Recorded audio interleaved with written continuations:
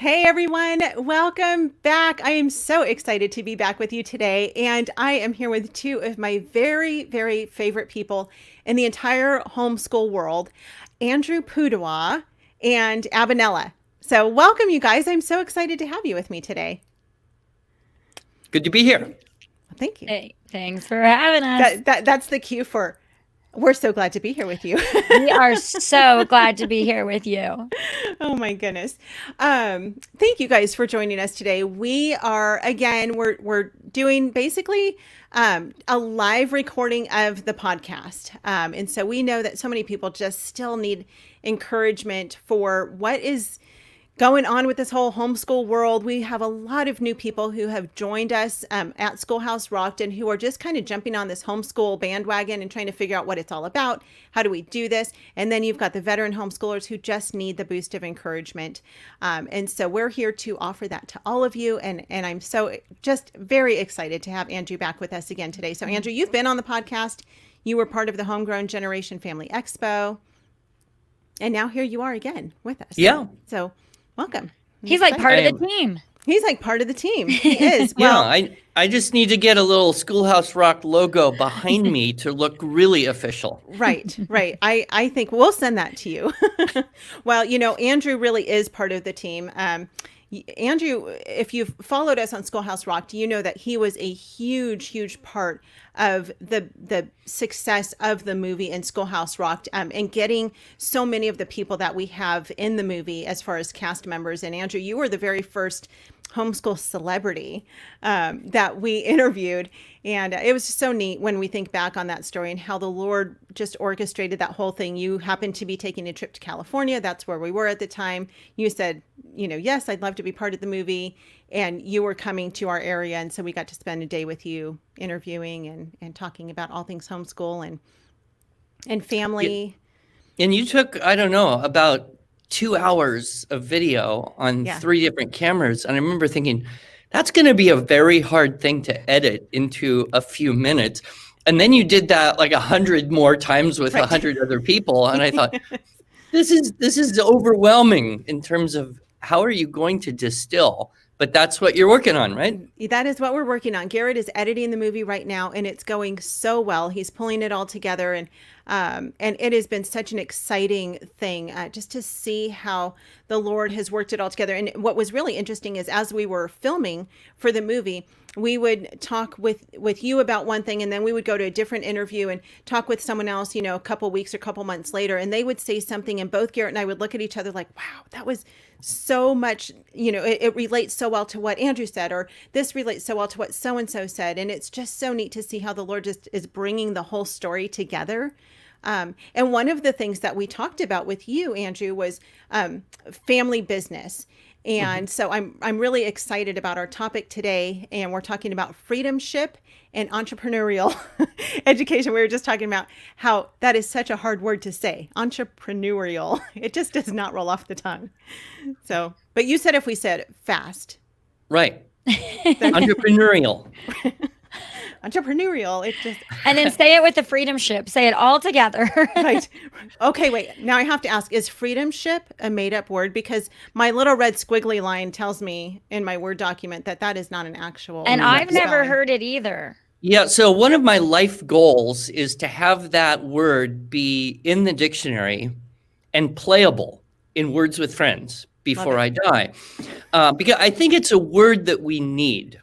And I'll give you, if I may, a little bit of history behind how that word came into my vocabulary. Absolutely. So I was reading, this was, pushing 20 years ago now, but I kind of got reading a series of books by an author named Oliver DeMille. He originally wrote a book called A. Thomas Jefferson Education. And another book he wrote, which I'm going to reference here, is called The Coming Aristocracy, Education and the Future of Freedom. And DeMille in this book points out that we've come to a crossroads in the history of our country, that we will either become a nation of aristocrats and underlings, or we will recapture the type of education and the type of mentality that our founders had. And he points out that when this nation became a nation, about 95% of the people were what you might call owners, yeomen, pioneers, adventurers, entrepreneurs, shopkeepers, merchants, industrial. They owned a part of the means of production, and that they would employ oftentimes other people to assist, but the goal was for those people to go through apprenticeship, learn skills, and then become independents themselves. Now we're at about the opposite. We're at about 95% of the population are dependents, in that they are employees or agents of employees or government.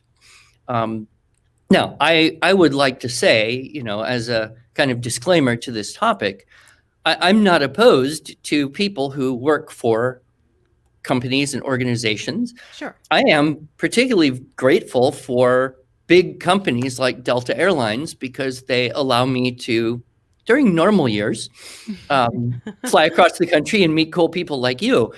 And so there's a place for that.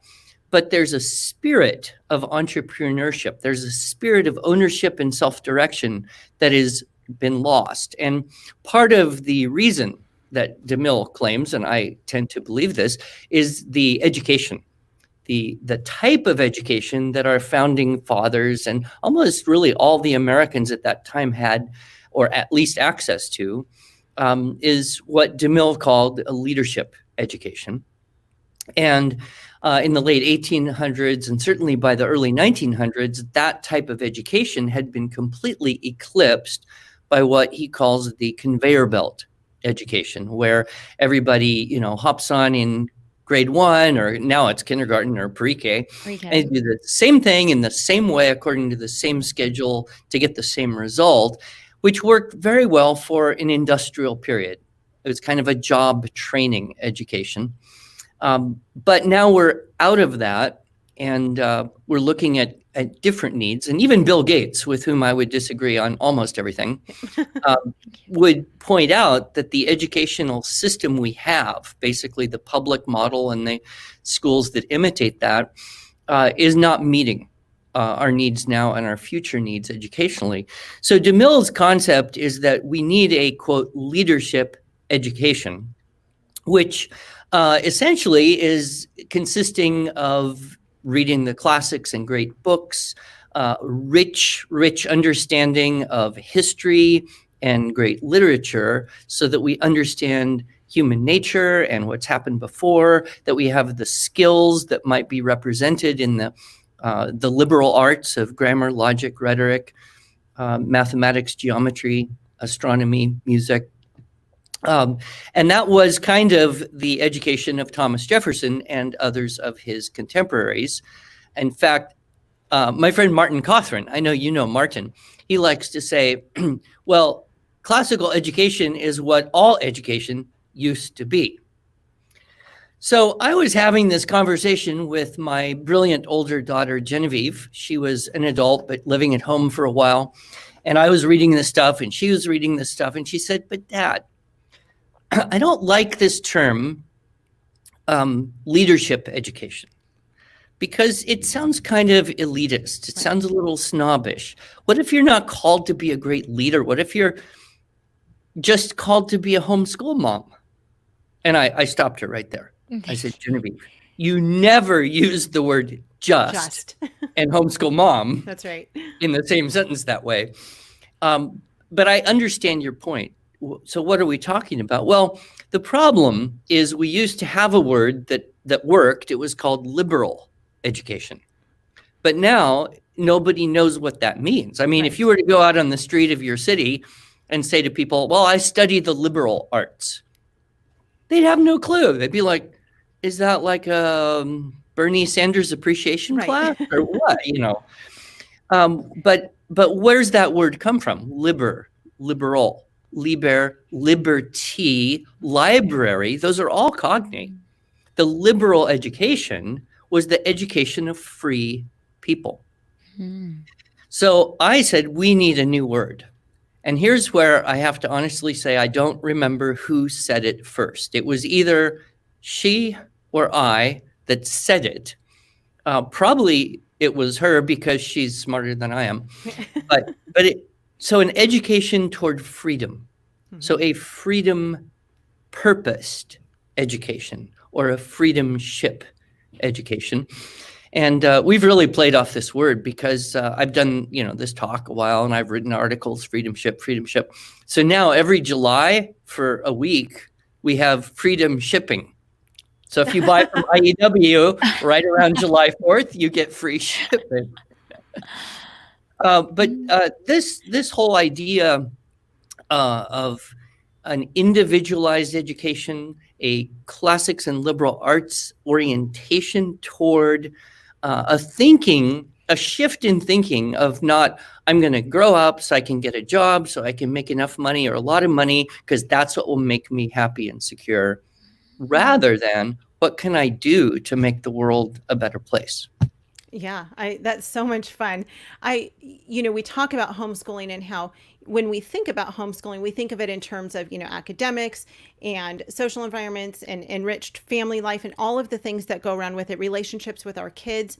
But we often don't think of it in terms of it building, and this is what you say, it builds a better community in a country. And so then, of course, we have to pose the question, how do we go about teaching that to our children? And why? Why does this build a better community?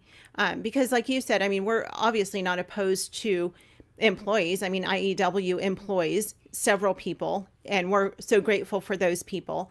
And most homeschool families, dad has an employer, they go to work, but then you've got those who just really feel like, we just need something different. And we want to raise our kids to not have to be dependent on others. And so how do we go about instilling this into our children and then building that community and community and country that's stronger because of the freedomship and entrepreneurial mindset that we can instill into our children? And I want to add to that, to Yvette's question, but I think what I love to hear you say, Andrew, is that it to me sounds like we're looking at the heart, and honestly it looks like the heart of Christ when you said we're not just out there to get jobs, make the money, buy the house, and then get to retirement so that we have completed, but you said so that we are making a difference in the world around us, so that we're impacting around us. And to me that just screams, hey, Jesus had this idea, this is what he called people from their jobs, they're just their humdrum jobs, right, into something greater and better and more purposeful. And that's what I hear you saying, is that there is a greater purpose and there is something better and there is something different. And homeschool gives us the freedom to be able to send our kids in that direction. How incredible is that? Well, and I would expand on that even to say that I would say an entrepreneurial type of growing up, an entrepreneurial education is an evangelical education, because many of the skills are overlapping, are they not? Right. If you go and start a business, what do you have to do? Well, you have to communicate a message. Mm-hmm. You have to refine and hone that message. You have to be willing to take risks. Mm-hmm. You have to be willing to suffer rejection. You have to be almost in a case of continuous improvement. And you have to really believe in what you're doing. And I would argue that, kids who have an opportunity to experience that, and we can talk more about how to create that experience, mm-hmm. but growing up and experiencing that, it imprints on their mind and soul this willingness to do that. And if they then are called to, the mission field or more explicit ministry work, I think that's the best preparation you can get, really. Yeah. That's awesome. How do we do this with our kids? Because you talked about, how to create that experience. How do we do that with them? Well, I think, one of the ways to start is to read stories. Stories are so important in building the moral imagination. in that you hear a story and then you think, could I do that? Would I do that? Mhm. Should I do that? If I wanted to do that, what would I have to do? And your mind just spins all around those things. And of course, there's many very powerful stories in the Bible of people who did just that, took risks, went out on a limb, had to speak the truth in very difficult and dangerous circumstances, all throughout the Old and the New Testament. And then, of course, we have, rich stories from history, biographies. And, I had occasion to take a look at some of the books that were used in schools around 120 to 140 years ago. And a lot of these things that kids were reading were collections of stories about interesting and great people who did interesting and important things. And I will say they were perhaps a bit idealized, but for children, they need to catch the vision. Okay, so that person, they were a flawed human being. They maybe did some things that weren't great, but here's the story of greatness. And I've used some of those stories as source text in the writing classes that I spent the last couple years recording. And sadly today, everyone is very cynical. They look at someone and the first thing they want to do is say, well, but what about all his weak points? What about his crimes? What about his sins? Be honest. But what young children need to catch is the vision that humans, as flawed as we are, can be great and can do amazing things, especially with the help of the Lord. So I would start with stories, biographies of people who did remarkable and great things. And the older the book you've got, the better off you are, probably. Yeah, we are a family who loves biographies, and it's so much fun to read them and hear, and whether it's missionaries or business people, just to hear the stories of people who have gone out before us and done things, which is, it's so interesting because when you read them, I don't think in the moment that they were doing those things, they often thought, I'm doing something really amazing here. And someone's going to write a book about me one day and people are going to read about it. And I'm going to have this huge impact. And most of the time, they don't even have their greatest impact until after they're dead, oftentimes. But we read these stories about these amazing things that people have done. One of my favorite books, I've said this many, many times, is The Hiding Place. I read, and man, especially in our situation in our country now, I read about Corrie ten Boom, and I think that's a book every Christian should read at least once in their lifetime, because it's so powerful to read about what she and her family did. And I'm certain that at the time they weren't like, okay, someone's going to write a book about this one day.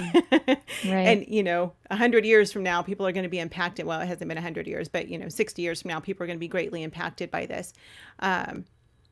So it is. I mean, it's incredible. One of the things that you say, Andrew, is you say the result of true liberal education, which we have defined now as freedomship, which is the Andrew Pudewa definition, will be not only young men and women who know how to think and communicate, but who think evangelically and entrepreneurially. And so if we're raising our kids right now, and I want maybe kind of gear this toward the parents who have maybe teenage kids, maybe heading into college, we've raised our kids to, you've got to get good grades. You have to get that high GPA. You've got to get a college scholarship. You've got to get into college so that you can go, like you said, get a good degree so you can get a good job, so you can make a lot of money, so you can support your family. And we kind of have this system in our society that we think is the way that the system is supposed to work. But I know now a lot of people, so many people are out of work right now. And a lot of people are stepping back and going, wait, maybe this is not the best thing for my family or the best thing for this particular child. How can we turn that tide with our kids and teach them? Because it maybe is a little easier if we've done it from the time they were really young. But if we've got older kids and we haven't really been down that path, is there a good way to then encourage them and turn that tide with them? Well, I think, yes, it's a cultural thing. One of the huge advantages of homeschooling is that you have more time. one of the things that you'll notice about schools and the way the curriculum is set up, and it seems to get worse as kids get older, is that it is designed, if you will, to eat up all the time. You go early, you have 54-minute periods, you go to a new room, you come home with a couple hours of homework, you are exhausted. And if you want to succeed, then you work harder and use more of your time. It's very hard to have any, I guess the term would be leisure, only in that you have time to do things that are constructive and creative. Yep. Most kids, they're so burned out by school, they kind of like just have to, zone out. So what do? Play video games, watch TV, go on social media. So they don't have that time to use their best when they have the energy and the alertness and the awareness, the motive and the desire. With homeschooling, we notice that we can adjust schedules, we can prioritize differently. We don't have to plan on a kid having to spend 7, 8, 9 hours a day doing school. In fact, I would say if you're homeschooling and you're spending that long, relook at that. You're maybe doing school at home rather than home education, or as Allison, who's watching, said, heart schooling. So you can prioritize differently. One of the things that DeMille talks about in this book, The Coming Aristocracy, actually kind of the main theme of the book, is a term he calls mini factories. Now, I don't really like the term in that factory has kind of a negative industrial connotation. Right. But if you look at to fact means to make from the Latin. And so he defines a mini factory as anything that can be done more efficiently on a smaller scale. So, for example, education is probably the thing that first comes to mind. Yeah. The least effective, least efficient school districts are the largest ones. The most efficient school was the one-room schoolhouse because there's no layers of bureaucracy and it's just very clean. But he points out that technology has actually enabled a lot of people to do things which we could not have done 50 or more years ago very easily. Travel agencies. When's the last time you saw a travel agent? Yep. No, they're gone. Right. In fact, Aby, you're not even old enough to remember. Right? You go to a mall and you'd see a travel agency. Well, no, why don't we have that? Because we have our phone. We can book an entire trip around the world, ourselves and get the best deal. You look at you go all the way back to wartime, and people would have victory gardens. Yeah. Why? Why change your flowers into vegetables? Well, because it was hard to get food. And so just having a little garden in your backyard, that's a mini factory. Self-publishing. I don't think that, Yvette, I don't think you could have made a movie. Yep. And I know I wouldn't be a publisher if I had to rely on, 50 years ago technology. Right. But now anyone can really almost do anything they can imagine. Yep. And they may need help, and they may need to contract with other people, either as employees or contractors to get there. So DeMille's idea of looking for something which you can do more efficiently on a smaller scale than other people are doing on a larger scale, there's an opportunity for a mini factory. Now, I'm not saying, I don't think he's saying, and I certainly wouldn't say everyone should just quit their job and be self-employed. That wouldn't work. But I think a lot of people can have something going on the side, right? I know a lot of families where, dad works, mom homeschools, and they have a little business. And maybe they're not making thousands of dollars a month, but I would argue having a little bit side business or family business, even if you broke even, it would be worth it from a learning experience point of view. Right. I think too, one of the benefits of homeschool, like you're saying, things just change so rapidly. And one of the benefits we have is we can teach our children how to learn. So rather than spend the 7 to 8 hours a day teaching them what to learn, it's more important that we teach them how to learn. I think in the last 5 years, I can honestly say I have learned more than I did through my entire public school education and my entire college, my entire college years. And it's because somewhere along the way, I was taught how to learn. And so that's the heart of homeschooling also. And what you're saying is if we can teach our kids how to learn, then as things change, they can learn what they need to learn to do whatever it is God calls them to do. So if all your focus is on being a travel agent, that would have failed you long ago. But if you can learn how to learn, and also going back to what you said about the books, because I could not agree more. I think it shows our kids that everybody, like you said, these are flawed people. These are sinful people. These are people that came up against hard things. And it teaches our kids that we don't just quit when it gets hard. We have to power through those things. We have to wrestle through, like you said, Yvette, Corrie ten Boom. One of the incredible things about reading this book, I've read it many times, but we're reading it now with our kids, is and it's just showing me now, she wrestled with, she wasn't just like, yay, serve God, do everything. She wrestled with some of these things. She really wrestled with doing the right thing at times. Yep. But yet she did, and yet God used her. And I think that's so impactful to our kids to say, it's not always easy. It doesn't always work the first time. It isn't always just going to come natural, but you power through, you wrestle through, you keep going, you learn how to learn, and then you charge on, and success will happen. So I love that you're saying that, Andrew. I love that you're saying that the heart of teaching our kids is really, what I hear is, teach them how to learn, give them opportunities to learn, rather than sit down and do geometry. I couldn't get my son to do that for the life of me, but yet he's built this incredible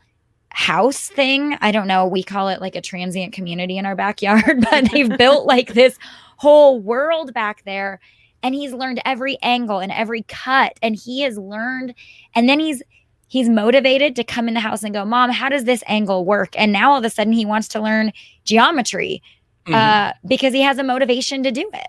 Yeah. Yeah. So let me ask then, Andrew, for you to kind of piggyback on that, because we talk a lot about that on the podcast of how do we teach our kids to learn? Because we want them to love learning, and we want to teach them how to learn. How do you go about doing that? Well, I think Aby hit that right on, which is real world application. I'm sure, John Taylor Gatto, who wrote Underground History of American Education, Dumbing Us Down, Weapons of Mass Instruction. He was very, very influential on my thinking. He made a statement that I just thought is so true. Like every parent of every teenager knows this is true. And that is that he taught 8th grade in Brooklyn, New York, right? And he said this. He said, what every 13-year-old in the world wants more than anything else is real, honest to God, meaningful, life and death level responsibility for something. And that is exactly what schools contrive to prevent. And when he got his Teacher of the Year, 3rd Teacher of the Year award, he gave a speech wherein he said, only way I'd be Teacher of the Year is by breaking every rule in your book. I've done not just things that are against school policy. I've done things that are actually illegal, like sneak kids out of school during the middle of the day so they could go have meaningful experiences. And so I think what we see is that when there's those two things, real world application and then responsibility, which means what? Consequences. Right? You have a responsibility, and when you fail that, there's a consequence.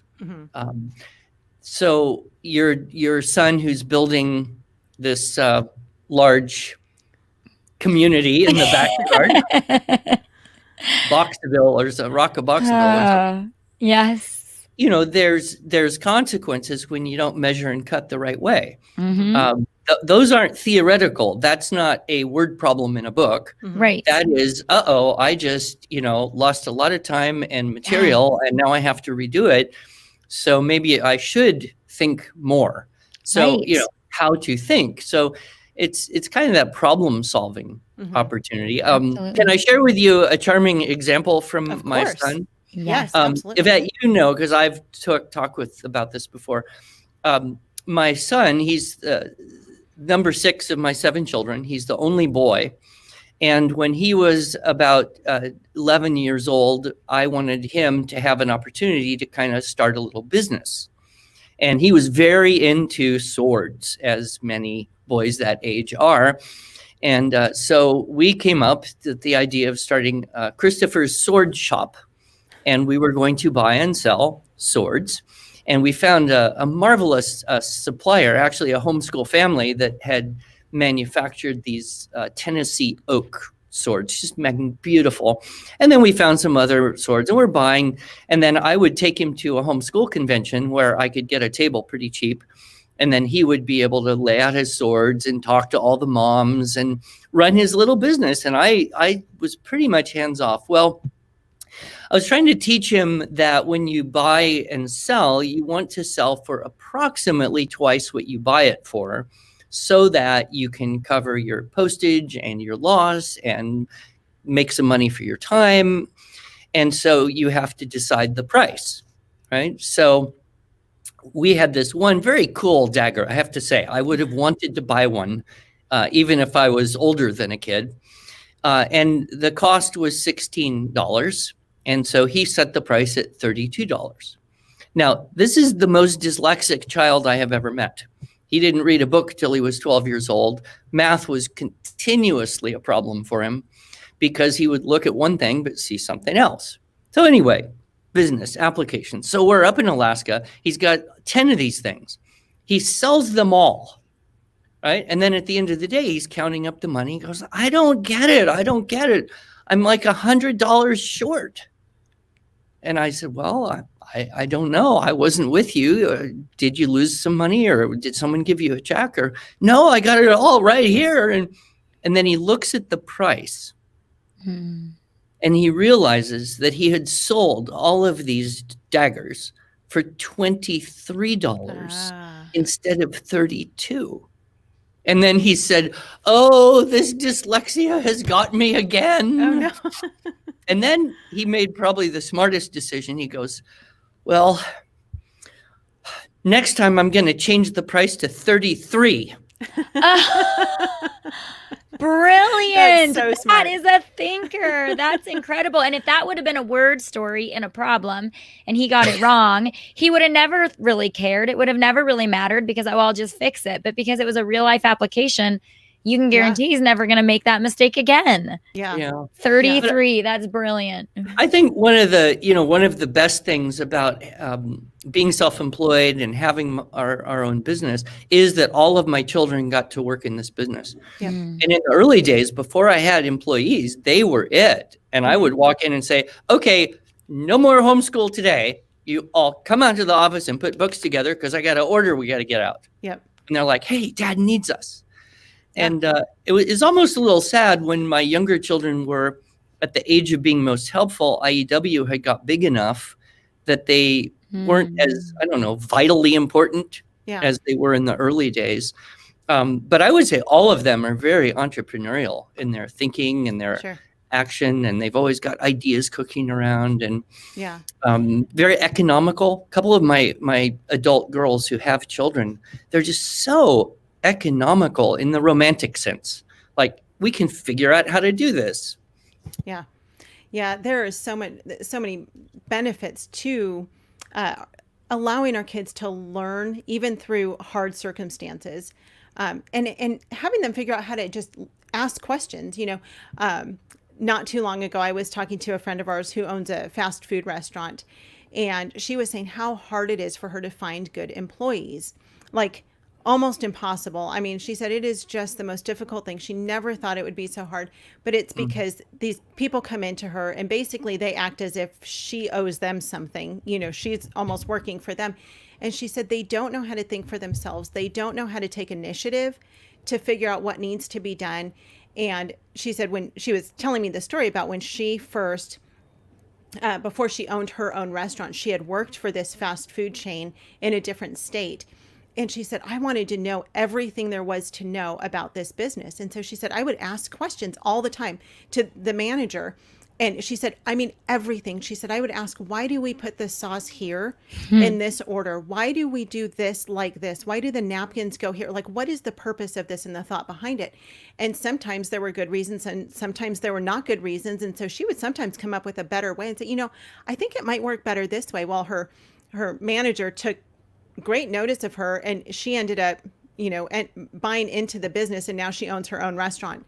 But it's because she asked questions. She wanted to learn that trade. And we would look at fast food and go, well, it's just a fast food job. But it wasn't for her. For her, it was a learning process. And she knew she wanted to go further than just sitting at the cash register ordering burgers for people.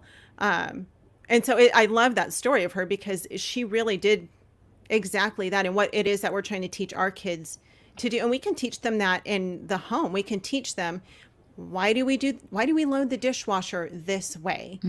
Can you think of a better way that we could load it? Maybe fit more dishes in, because, you know, you want to fit as many dishes in as you can. But there are so many opportunities that we can give to our children day in and day out that will help them think through stuff, instead of just feeding the information to them and telling them, this is how you do it. This is how you think. This is just how it is because I say so. And that's pretty much what schools successfully teach people. Right. Is, you know, don't ask too many questions. We ask the questions, you give the answers. Yes. And it's interesting, if you go out and poll your entrepreneurs who've been successful, say, you know, your mid-range company founders in the last 20, 30 years, you often find the founders were C students in school. They're daydreaming. It wasn't important to them. They were already asking questions that other people that they weren't given the answers for. Sure. Right. And when they got into the real world, okay, let's continue. Who works for them? Yeah. All the A students. All the who A are students. going to do a very good job of doing exactly what they're told. Yep. And those C students, I remember when I was in school, there was this brilliant student. And he failed out of school because he had everything mastered that they were teaching, and he wanted to jump ahead. He wanted to learn at his pace, and they kept holding him back. I mean, no, you can't, don't ask that question. We'll cover that next year. That's a question for next week. And he lost his mind and he quit school. And he's one of the most successful men I know now, because nobody told him to stop asking questions. He started asking questions and he built an empire. And it was just, it is brilliant. And that's the freedom we have as homeschool. And going back to what Yvette said, is we have the time to do it, because sometimes when we're going a million miles an hour, if we're not homeschooling and we're home with our kids, it's easier for me just to tell my kids how to do it how I say, make it happen. And if you can't do it, then I'm going to do it for you, because I can get this done quicker. Right. But that is at the expense of our children learning and growing. And so as homeschool moms, we have the time to ask the questions. We have the time to allow them to fail and try again to succeed. So we need to use that time wisely and not just kind of come with the answers and do it for them. It's easier to clean their room than to let them clean it, but that's not the best way. Right. Yeah. Yeah, that's a hard thing to do too, Abby, because I know I find myself oftentimes like I want them to do it, but I know that I can do it better. Totally. And faster. And faster. Efficiency. Right. And I'm like, that's not the way I would do it. Or, you know, it's taking too long for them to do it. Right. But we really are depriving them of the opportunity to learn and to grow. Absolutely. When we just take it back. And we need to be forward thinking. That's right. Working together as a family, side by side, that's something that kids just thrive on. They love that. But so many families, they just don't have the time. You know, dad works long hours, mom works long, everybody's tired. You know, they got to rush off to extracurricular, you know, then there's the weekend when you recover. And so, you know, I think that idea of, you know, saying, hey, what could we do here together? Can I mention, Yvette, a couple of resources? Of course. Yes. Absolutely. So we sell a couple things. I'll mention then something that a friend of mine actually just interviewed him on my podcast. But the first thing we have is a little book called Lemonade to Leadership. And it's definitely written for the upper elementary age child, you know, 9, 10, 11, 12, who has this idea, I want to start a business. I think almost all kids, if they are exposed to the idea at all, start to say, well, what could I do? And so this is a very convenient little book. and it is available. I'd say I've even known people who started like an entrepreneur club with homeschoolers or even kids in the neighborhood. Said, let's get together once a week, work on our business plans, help each other, ask questions, and think this through. For older kids, there's a series called Micro Business for Teens. This is by Carol Topp. She's a CPA and has for dozens of years coached, well, no, dozens of years, for a couple decades probably. She's coached homeschool teenagers into how to start a business. And so the planning, the preparing, even the accounting and the tax, she's a CPA. So, and then, so we sell those at IEW.com. Those are fairly inexpensive materials you could take a look at and get started. And then I have a new friend who has an organization called Christian Homeschool Entrepreneurship. Oh. And I think that's the website, Christian Homeschool Entrepreneurship, alloneword.com. Okay. And he's actually got a very extensive course, video course, that is available. And it's really directed at the student or the young adult or even an adult who said, hey, I'd like to get something going on the side. And his perspective, I think, is distinctly, why would we do this? To glorify God, to bring, honor, to let God work through us and do more good in the world. And that orientation, I think, is so important because, like anything, whether it's speech and debate or starting a business or, being a student, if we say, I want to do this so I can be great, well, we're going to be misguided and disappointed. Yeah. Even if we're successful, we'll be unsatisfied. Yeah, but if we can start off and say, I want to do this because I hear God calling me and I trust that he will help me. That's a completely different experience. And, teenagers, I think, are in a sensitive period for that as well. Yeah, that's so fantastic because I say it all the time on the podcast, but we always tell our girls and everyone, God made you on purpose and for a purpose. And he made them with a specific bent, with a passion for something. And when we can take what God has made us to do and use it for his glory, there's no better thing. I was talking to someone recently and she was like, yeah, my job's okay. I don't think anyone ever really loves their job, but we just, you just go to work and you do your thing.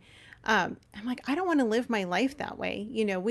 And that's necessary sometimes, I guess, for people, but I want to live my life in a way that I know that I'm doing what God's called me to do. Abby and I actually this morning, we were talking on the phone and just saying, sometimes we don't want to do the things that God's called us to because it's just hard.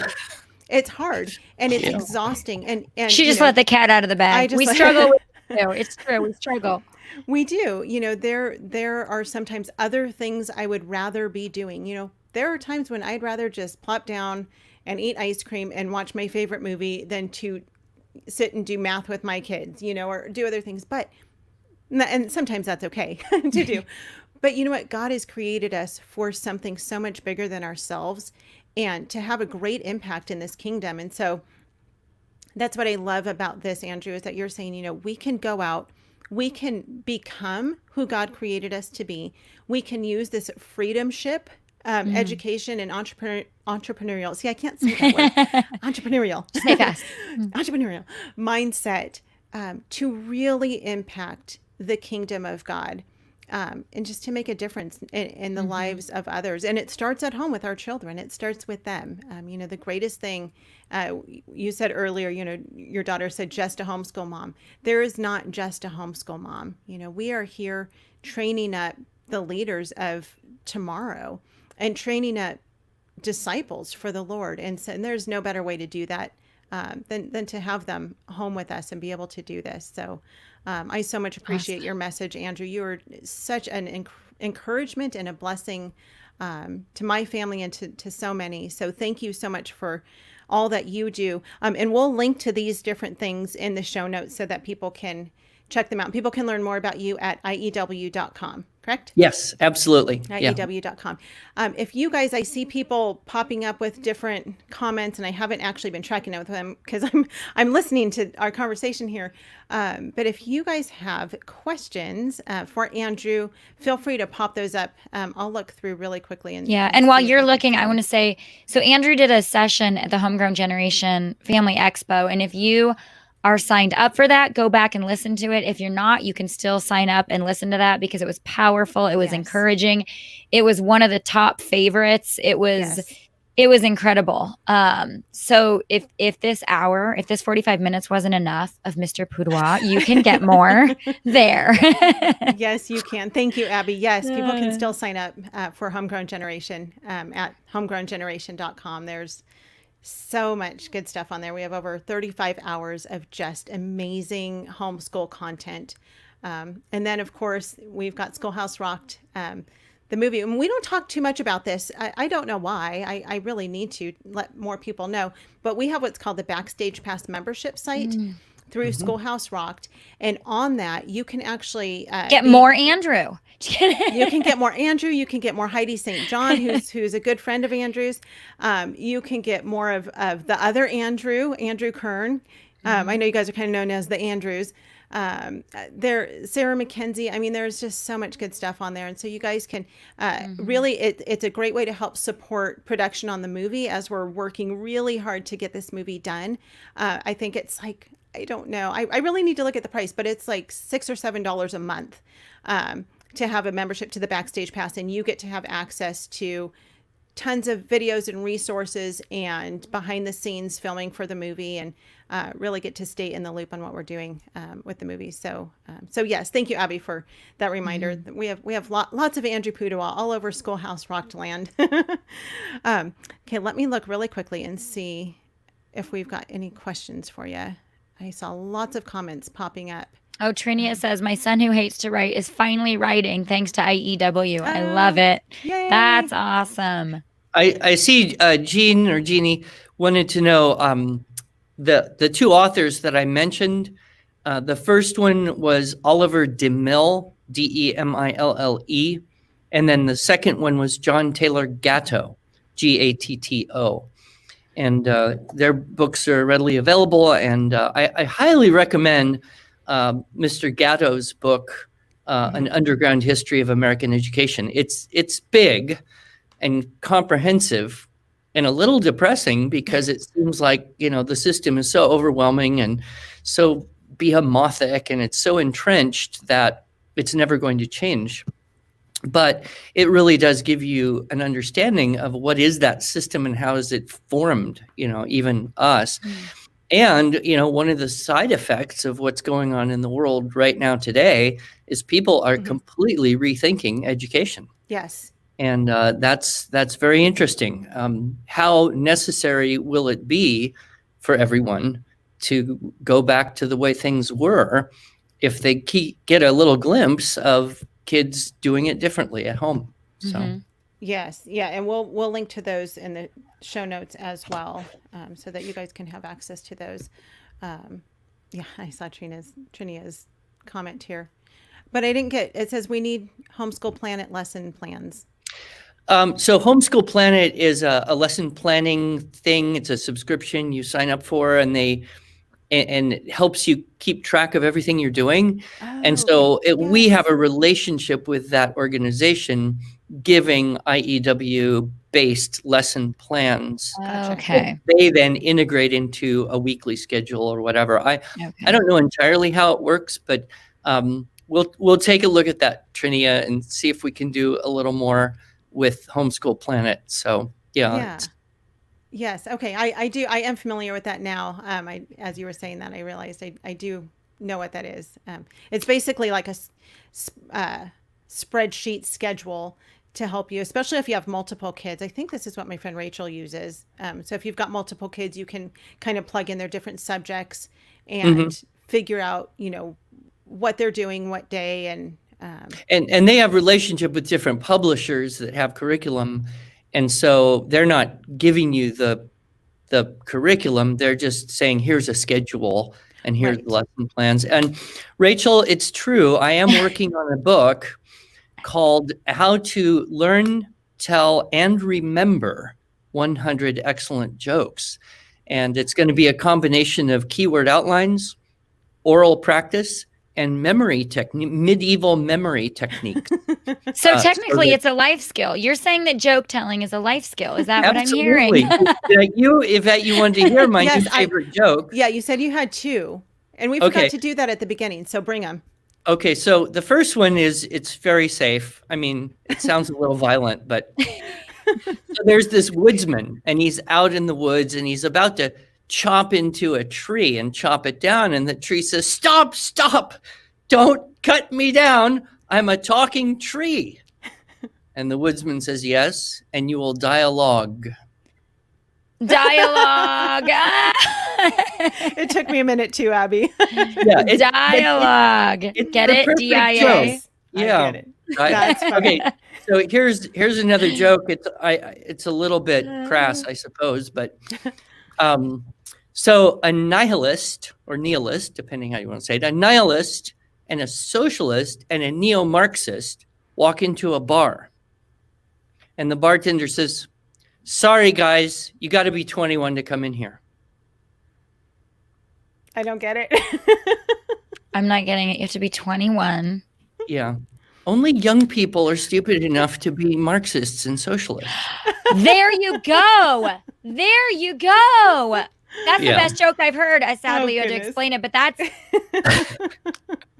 Can you say millennial? Wow. Anyway. Wow. We're not talking about young homeschool moms. No. Not even homeschool kids. But no. Well, sometimes you get depressed about young people. If I do, I remember Ronald Reagan. He said, if you're not a liberal at 20, you have no heart. If you're not a conservative at 40, you have no brain. That's good. Yeah. He also said insanity is contagious.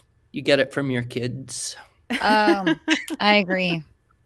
Anyway, that busy guy, that Ronald Reagan. Has his gray hair, right? Do you make up your own jokes, Andrew? No, I have on occasion made up a joke, but it's not really, it doesn't necessarily qualify to be one worth retelling. But there's no new jokes. Well, there's only new There's people. nothing new under the sun, right? That's what Garrison Keillor said. There's no new jokes. But you made up a new word, so you can make up a new joke. I mean, if you made up the word freedomship, I think we should start a petition to get that in the dictionary. Okay. I'm and I feel like there are new jokes. I taught preschool for a while, and you put those kids around a circle table with a snack, and there's a whole lot of new jokes made up. None of them make sense, but they're there. Okay, well, I'll give you that.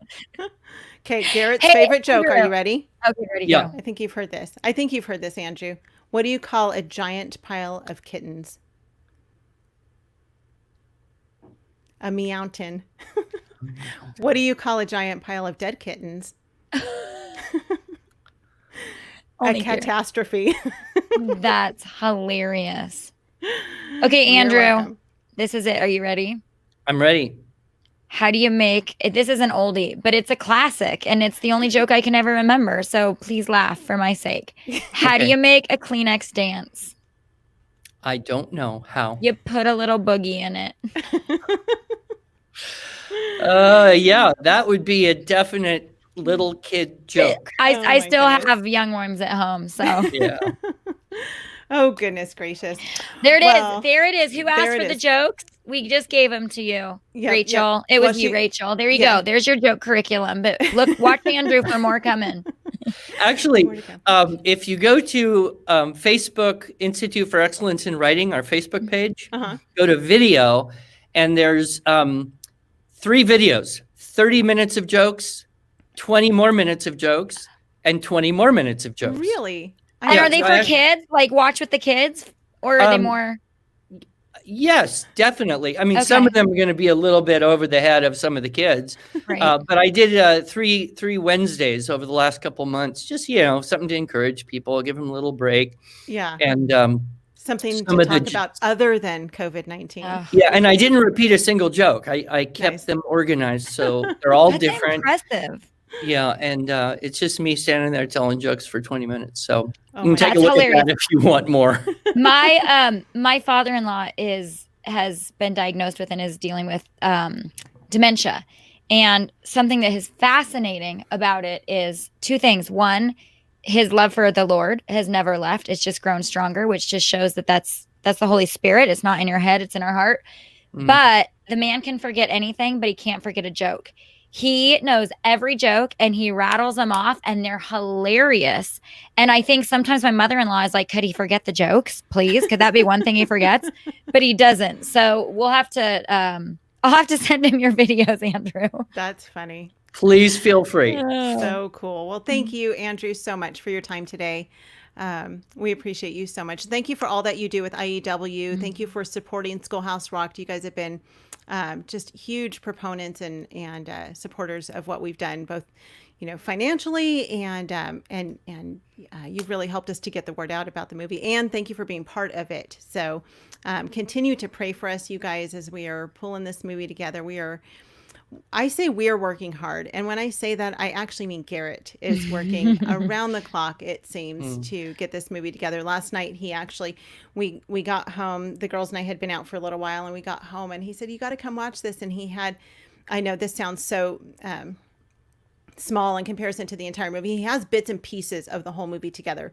But he got the first, the intro to the movie, done, a rough cut of the actual intro to the movie. And it was so good. I'm so excited about it. And so it was the first time I was like, oh, this is how it's going to start. So we have the beginning of the movie, we have the end of the movie, and then we've got some pieces in the middle.